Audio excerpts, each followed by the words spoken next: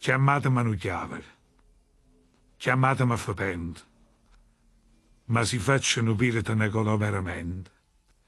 Si mangia pasta e cicera insieme con due fasole, è un piacere sentire come scorreggia il culo.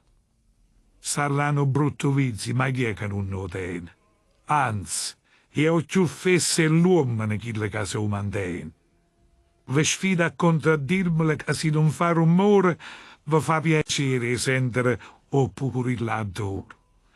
E tutto quanti in genere ne fanno grande abuso. Sure le signore nobili, sappilo opportusi.